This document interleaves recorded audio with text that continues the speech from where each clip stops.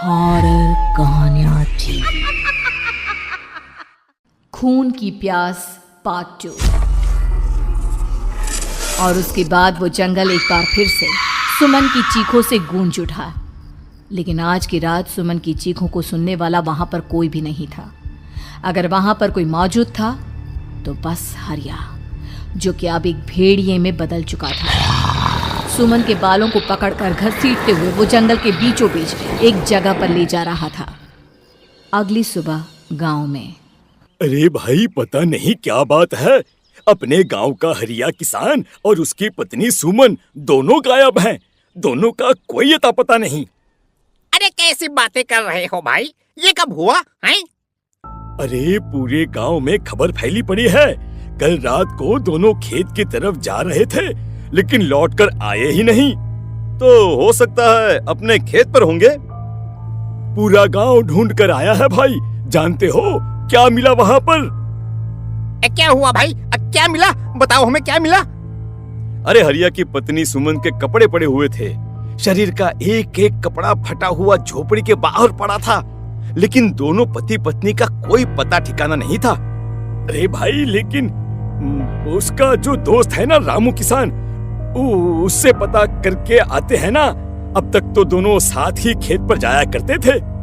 हाँ, हमें उसके घर जाना चाहिए भाई। चलो वहाँ चलते हैं, चलो। वो सारे लोग रामू के घर पर पहुंचते हैं। रामू अपने घर के बाहर बैठकर हुक्का पी रहा था। आज सारे के सारे लोग टोली बनाकर मेरे घर क्यों आ रहे हैं? क्या कोई मर गया क्या भाई? अरे कैसी बातें कर रहे हो? तुम्हारा सबसे अच्छा दोस्त हरिया और उसकी पत्नी गायब है और तुम यहाँ बैठकर हुक्का पिए जा रहे हो, हैं? रामू ने अजीब सी नजरों से उन सब गांव वालों की तरफ देखा, जिसकी वजह से वो लोग एक बार के लिए डर गए। गायब है? अरे गायब नहीं है, मुक्ति मिल गई है। उन दोनों को मुक्ति मिली है। इस दुनिया में आकर हर इंसान पाप करता है और उसे उसके पापों के लिए मुक्ति मिलना बहुत जरूरी है। अरे ये कैसी बहकी बातें कर रहे हो भाई, हैं? और इसका चेहरा अजीब सा क्यों लग रहा है?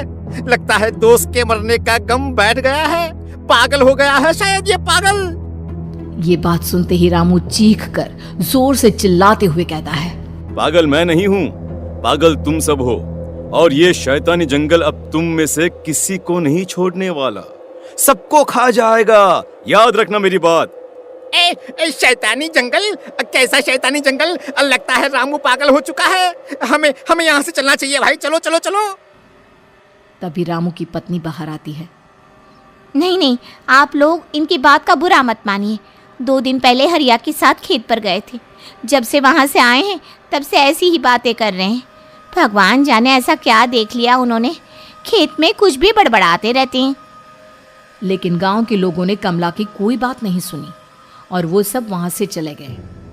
रात अब धीरे धीरे ढलने लगी थी। तभी अचानक किसी ने धीमी सी आवाज में रामू को पुकारा।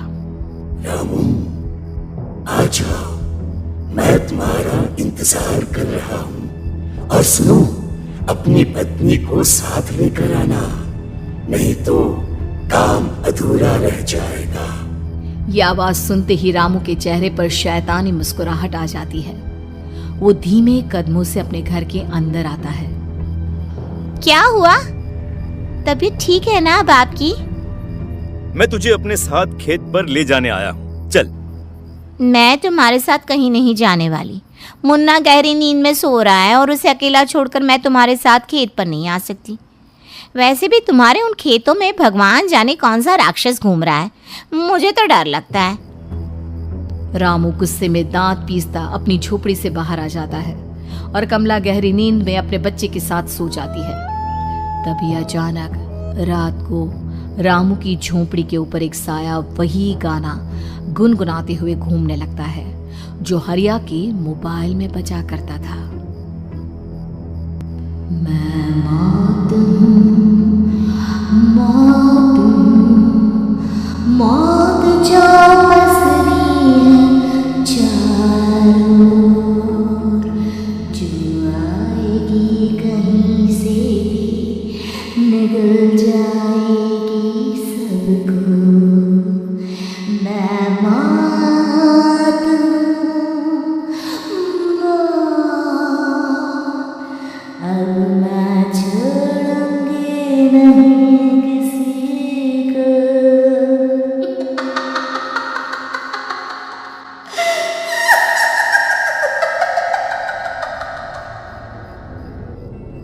ये आवाज सुनकर रामू की पत्नी कमला की आंख खुलती है और वो देखती है कि उसका मुन्ना अपनी जगह से गायब था।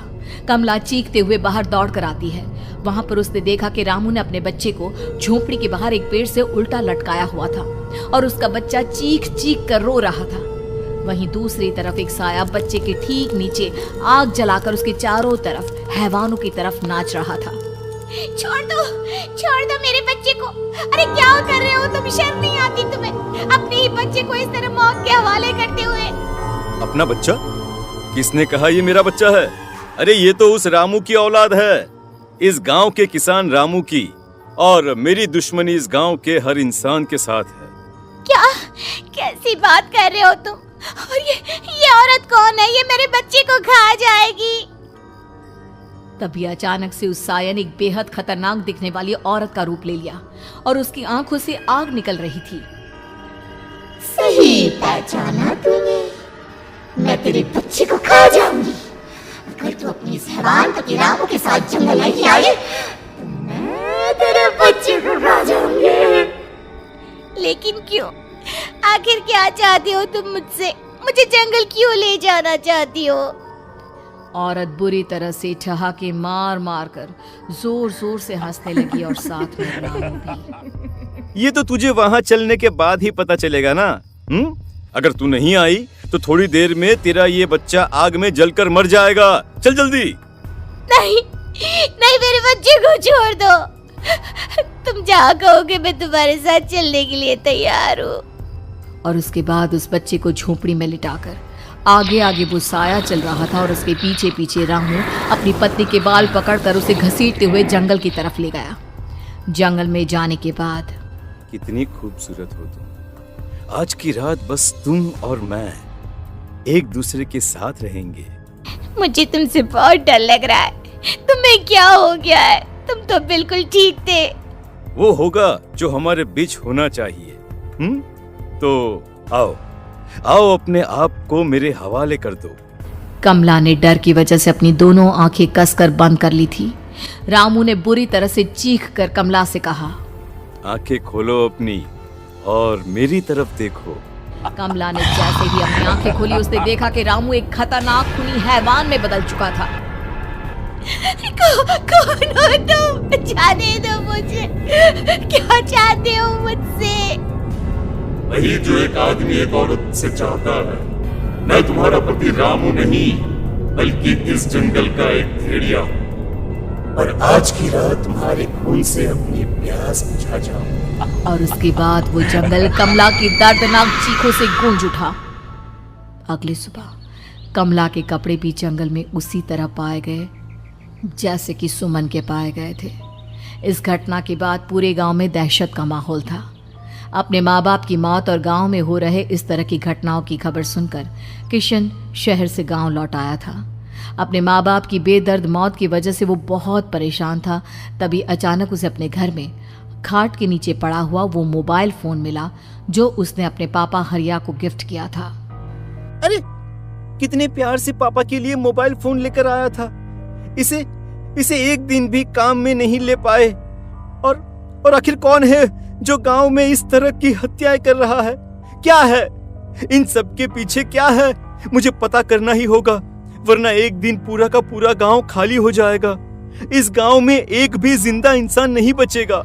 गांव के लोगों की मदद करने के इरादे से किशन अपने गांव से दूर एक दूसरे गांव में बहुत बड़े तांत्रिक के पास मिलने के लिए गया। तांत्रिक बाबा, अब आप ही कुछ उपाय बता सकते हैं। भगवान जाने हमारे गांव को किसकी नजर लग गई है। नजर नहीं लगी है, किसी ने तुम्हारे गांव को बद्दुआ दी है।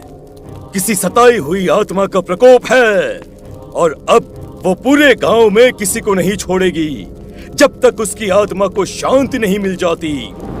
अरे लेकिन ऐसा कौन है बाबा? किसकी आत्मा है और कैसे मिलेगी उसे शांति? मौत है मौत, कहीं से भी आएगी और सबको निगल जाएगी। इससे बचने का सिर्फ एक ही उपाय है, लेकिन उस उपाय को करना आसान नहीं होगा। जो भी उस उपाय को करने की कोशिश करेगा उसकी जान जा सकती है।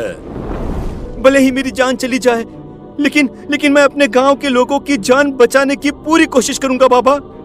तो ठीक है, फिर अगली अमावस की रात जैसा मैं कहता हूँ वैसा ही करना। अमावस की रात तांत्रिक के बताए अनुसार किशन अपने साथ केरोसिन लेकर जंगल की तरफ चल पड़ा। उसके हाथ में देवी के मंदिर का सिंदूर भी था। किशन जंगल के बीचों बीच पहुंचा। ये देखकर उसकी आंखें फटी की फटी रह गई। वहां एक उबलते पानी का तालाब था और कई लोगों की लाश लटक रही थी। किशन के माँ बाप की लाश भी वहीं थी। माँ, बापू, क्या हो गया? ये क्या हो गया? तभी वहां पर एक औरत और आदमी आते हैं। उन्हें देखकर किशन चौंक जाता है। गोपाल काका, आपकी तो 5 साल पहले मौत हो गई थी। और निर्मला काकी, आप? मौत तो हो गई थी, लेकिन तुम ये नहीं जानते कि हमारी मौत कैसे हुई थी। क्या कहना चाहते हैं आप?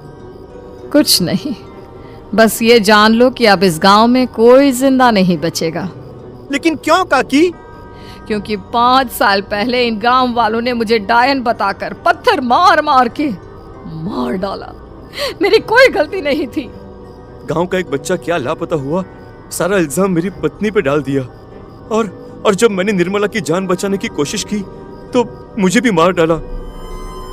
आपके साथ ये बहुत गलत हुआ काकी, लेकिन आप जो कर रहे हैं वो भी सही नहीं है ना? तुम यहाँ से चले जाओ, वरना तुम भी नहीं बचोगे। हमारी